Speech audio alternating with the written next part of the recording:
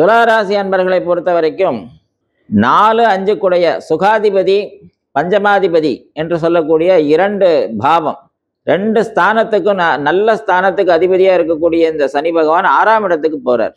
6 குடையவர் நட்சத்திரத்துக்கே போறார். கூடவே 7 குடைய செவ்வாயோட சேர்றார். குடும்ப களத்திராதிபதி, குடும்பத்துக்கு அதிபதியும் செவ்வாய் தான், களத்திர ஸ்தானத்துக்கு அதிபதியும் செவ்வாய் தான். இந்த 2ஓட சேர்ந்து 6ஆம் இடத்துல போய் சனி பகவானோட சேர்றதுனால கொஞ்சம் குடும்ப ரீதியான கொஞ்சம் சின்ன சின்ன வழக்குகள், ஒரு சிறிய மன விரிசல்கள், இதை மாதிரி விஷயங்கள் ஏற்பட்டாலும் அடுத்த 60 நாட்களில் அந்த நிலைமை மாறி திரும்பவும் அந்யோன்யங்கள் நல்லபடியாக ஏற்படும். அந்த மனக்கசப்புகள் தீர்ந்துடும்.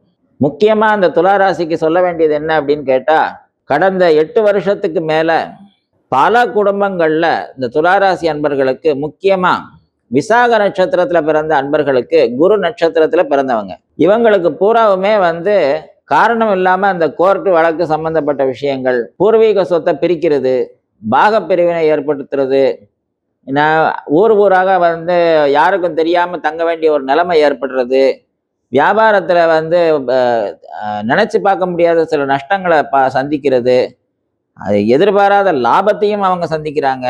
என்ன செய்யறது, வியாபாரத்தில் என்ன பண்ணுறது, குடும்ப ரீதியாக எப்படி இதை டீல் பண்ணுறது அப்படின்னு ரெண்டையும் அவங்களால கவனிக்க முடியாமல் கிட்டத்தட்ட ஒரு 8 வருஷ காலமாக கடுமையான மன அவஸ்தையில் அவங்க இருந்தாங்க. அந்த நிலைமையிலிருந்து இப்போ சனி பகவான் விடுதலை கொடுக்குறார்.